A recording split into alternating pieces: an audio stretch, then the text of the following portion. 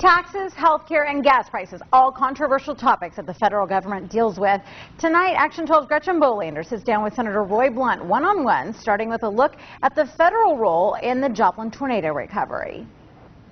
Well, I think one of the things we were able to get done in the whole appropriations process, since we don't really target money anymore, but we were able to get some words in there that really mattered to Joplin, and the words were most impacted. You know, this community development block grant money that was going to go to disasters didn't just treat every disaster equally. And you know, one of my concerns is that we're probably at the federal level they're declaring too many things a national disaster that truly aren't, while clearly Joplin was. But by getting those words most impacted in, the percentage of that disaster community development money that comes to Joplin is pretty extraordinary. And so I think the federal government will continue to do that. It'll take a while for that money to be spent.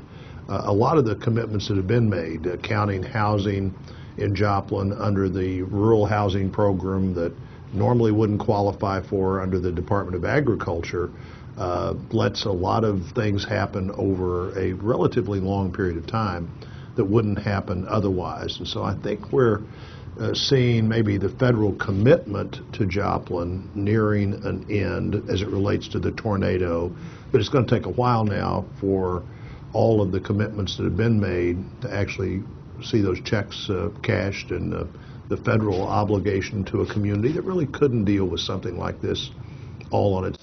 That's what a national disaster really should be, something that truly is too big for a community or the state that community's in to deal with by itself.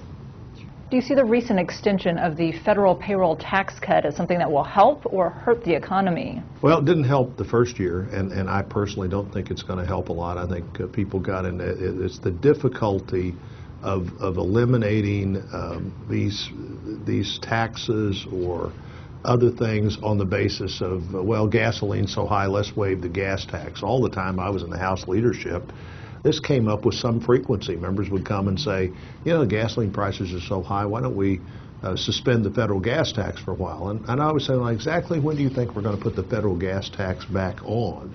And if we don't put it back on, how are we going to maintain the road system? And so it's easier to do away with these taxes than it is to put them back.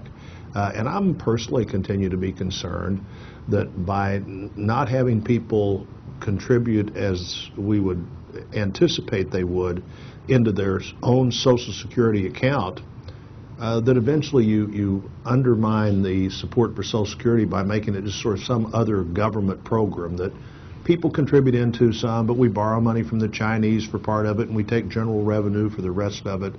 And so I'm really concerned. I think the next challenge is going to be what happens in 2013. Clearly the economy did not appear to benefit from this particular reduction of people's contribution into Social Security the first year. I doubt if it does the second year, but by the time you then get into the beginning of the third year, people have really learned to depend on that money that for a long time had been coming out of their check without question, not being available to their future Social Security benefit. Gas prices going up, and some experts think that that will continue to grow. What do you think that we can do to reverse the trend? Well, they're twice as high as they were when the president became president. The average gas price in the country in January of 2009 was $1.81. Now everywhere the average is over twice that now. And we're seeing on gas pumps right here where we live that price is up again, beginning to head toward the disastrous $4 number that everybody believes will have real negative economic impact on the economy.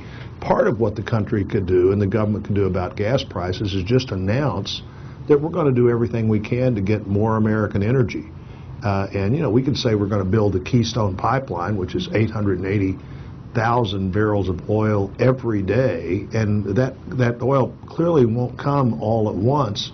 But the message you send to the international oil market is America's going to use its Canadian neighbors' oil, and it's going to go after the oil shale in oil that we have available to us, and we're going to make it easier, not harder, to drill in the Gulf or drill on public lands. That has an immediate impact on price, even though it doesn't have an immediate impact on the amount of oil. It has an immediate impact on people's belief that the United States of America has made a commitment to really do the right thing for our economy and our citizens that keeps gas prices low.